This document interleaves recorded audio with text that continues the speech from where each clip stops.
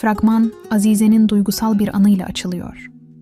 Azize, gözyaşları içinde, "Özür dilerim anne, hiçbir şey onlardan kıymetli değil," diyor. Birinci fragmanda, Samet'in ameliyatı için annesinden kalan tek hatıra olan bileziği bozdurmuştu. Bu sahne, Azize'nin kardeşleri için yaptığı fedakarlığın duygusal ağırlığını gözler önüne seriyor.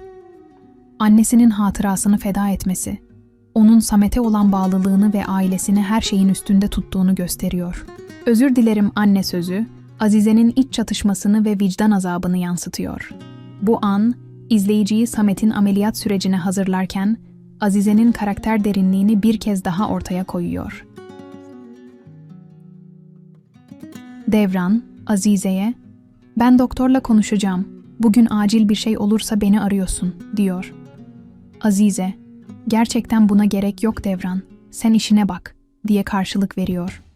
Devran ise duygusal bir şekilde, "Senden başka yapacak önemli işim var mı?" deyip Azize'nin yanağından öpüyor.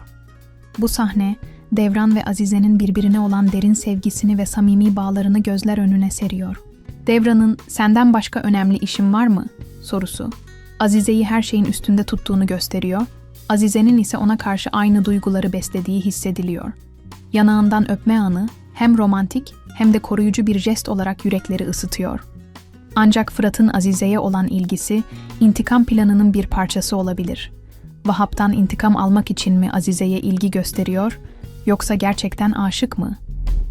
Fırat bu çiftin aşkını sınayacak karanlık bir gölge gibi diziye giriş yaptı.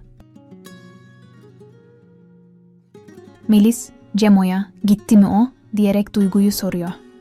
Cemo, "Gitti, evet," diye kısa bir cevap veriyor. Melis, "Konuşmak istersen falan," derken Cemo sözünü kesiyor ve "İstemiyorum," deyip konuyu kapatıyor. Cemo'nun bu sahnede sert ve mesafeli tavrı, Duygu'nun gidişinden ne kadar etkilendiğini gizlemeye çalıştığını gösteriyor. Birinci fragmanda Duygu'nun Cemo'ya habersiz not bırakıp gittiğini biliyoruz, bu da Cemo'nun kırgınlığını artırıyor. Melis'in sorusu, Cemo'nun duygularını yüzeye çıkarıyor ama o, acısını bastırmayı seçiyor. Bu sahne, Cemo'nun iç dünyasındaki fırtınayı hissettiriyor ve Duygu'yla ilişkisinin nereye evrileceğini merak ettiriyor. Hemen ardından Duygu'yu ağlarken görüyoruz. "Seni çok seviyorum," diyerek Cemo'ya olan duygularını itiraf ediyor. Önceki bölümde Cemo'nun başına bela gelmesini istemediği için ona not bırakıp habersiz gitmişti. Duygu'nun bu gözyaşlı itirafı, Cemo'ya olan derin aşkını ve ayrılığın acısını çarpıcı bir şekilde yansıtıyor. Cemo'yu korumak için not bırakıp gitmesi, onun fedakarlığını gösteriyor. Ancak bu sahne Duygu'nun pişmanlığını ve Cemo'yu kaybetmek istemediğini ortaya koyuyor. Cemo'nun önceki sahnede, "Melis'e istemiyorum," diyerek sert bir şekilde sözünü kesmesi, onun duygusal yaralarının ne kadar derin olduğunu hissettiriyor. Bu kırgınlık, Duygu'nun itirafıyla birleşince, ikilinin ilişkisinde yoğun bir duygu fırtınası yaratıyor. Duygu'nun aşkı, Cemo'nun duvarlarını yıkabilecek mi?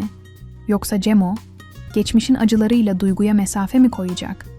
Bu itiraf, bir umut ışığı yaksa da, Cemo'nun yaraları büyük bir engel gibi duruyor. Devran, Fırat'la aynı sahnede ve ona, "Babama dua et, sana bulaşmayacağıma söz verdim," diyor. Fırat, alaycı bir şekilde, "Babana mı, babama mı?" diye cevap veriyor. Devran şaşkınlıkla, "Ne diyorsun oğlum?" diyor. Fırat'ın bu sahnesi, onun Vahap'ın oğlu olduğu iddiasını güçlendiriyor ve Devran'ı şoke ederek izleyiciyi de meraklandırıyor. "Babana mı, babama mı?" sorusu, Fırat'ın intikam planının sadece Vahap'la sınırlı olmadığını, Devran'ı da hedef alabileceğini ima ediyor. Devran'ın şaşkınlığı, bu sırrın onun için de yeni olduğunu gösteriyor. Fırat'ın sinsi tavrı, diziye yeni bir entrika katmanı ekliyor. Samet ameliyata giriyor, ancak işler ters gidiyor. Doktorlar koşuşturuyor, herkes telaşlı. Azize ağlayarak, "Bir şey mi oldu Devran, bir şey mi oldu?" diye soruyor. Fragman, "Samet ölecek mi?" sorusuyla izleyiciyi gerilimle baş başa bırakıyor. Bu sahne, fragmanın en yürek burkan ve gerilim dolu anı. Samet'in ameliyatındaki komplikasyonlar, tüm ailenin korkularını yüzeye çıkarıyor. Azize'nin çaresiz çığlıkları, onun Samet'e olan bağlılığını ve korkusunu derinden hissettiriyor. Birinci fragmanda bileziğini bozduran Azize'nin bu çabalarının boşa gidip gitmeyeceği sorusu, izleyiciyi adeta nefessiz bırakıyor. Samet ölecek mi sorusu, 22. bölümün duygusal zirvesi olacağının sinyalini veriyor.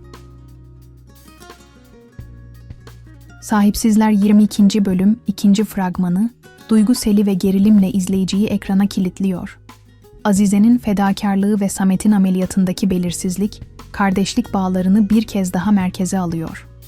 Fırat'ın Devran ve Azize'yi hedef alan planları, hikayeye entrika katarken, Cemo ve Duygu'nun yarım kalan aşkı hayranlarını derinden üzüyor. 22. bölüm, gözyaşları ve sürprizlerle dolu bir bölüm olacağı benziyor. Siz bu fragman hakkında ne düşünüyorsunuz? Yorumlarınızı bizimle paylaşın. Kanalımıza abone olmayı, videoyu beğenmeyi ve yorum yapmayı unutmayın. Desteğiniz bize güç veriyor.